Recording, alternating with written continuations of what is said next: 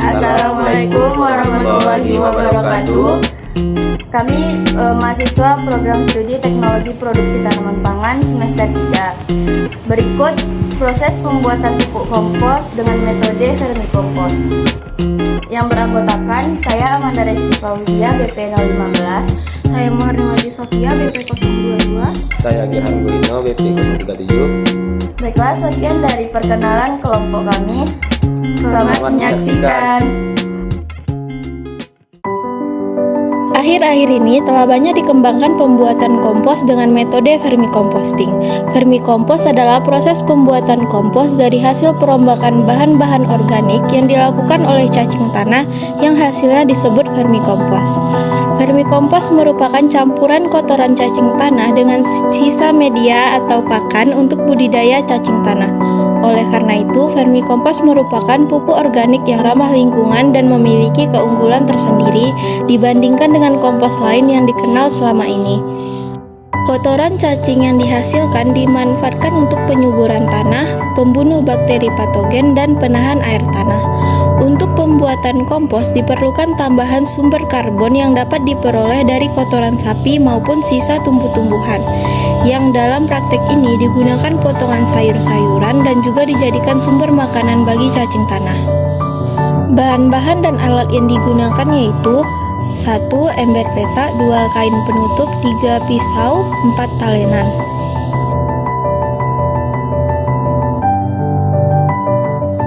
Untuk bahannya yaitu pertama cacing, 2 pupuk kandang sapi, 3 sisa-sisa sayuran, 4 tanah, 5 air beras. Cara pembuatannya yaitu 1. Hal pertama yang dilakukan setelah mencari cacing yaitu siapkan bahan dengan mencincang sayuran dan dedaunan. Masukkan tanah yang telah gembur dengan pukat ke dalam ember peta yang sudah dilapisi kain. Kain berfungsi untuk menghindari hilangnya cacing. Lalu lapisi dengan sayuran tadi. Siapkan tanah yang dicampur dengan dedaunan di tempat yang berbeda.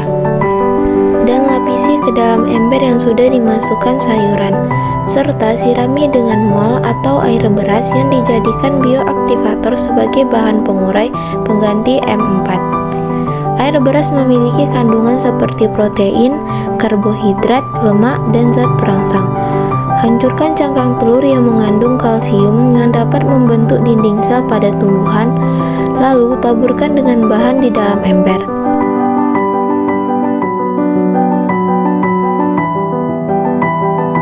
Setelah itu, masukkan cacing dan tabur kembali tanah untuk menutupi bahan dan siram kembali dengan air beras.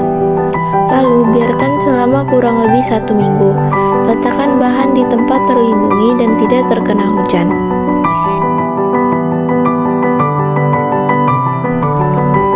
Setelah seminggu, lakukan pengecekan kembali. Cincang sisa sayuran agar mudah terurai.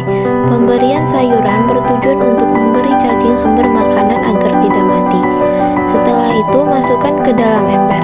Aduk tanah dengan sisa tanaman hingga merata dan periksa apakah ada cacing yang mati.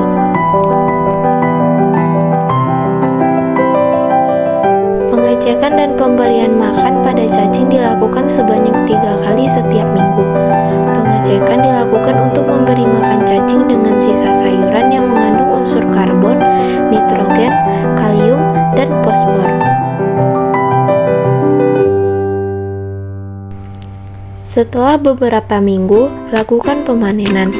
Vermicompost yang sudah matang ditandai dengan tidak adanya bau, terdapat cacing pada permukaan tanah yang berbentuk gumpalan-gumpalan kecil. Berikut merupakan hasil dari pembuatan kompos menggunakan metode vermicompost.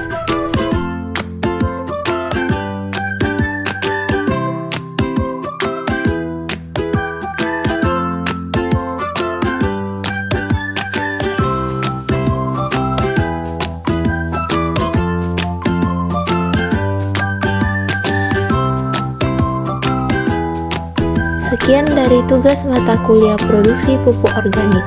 Terima kasih sudah menyaksikan. Wassalamualaikum warahmatullahi wabarakatuh.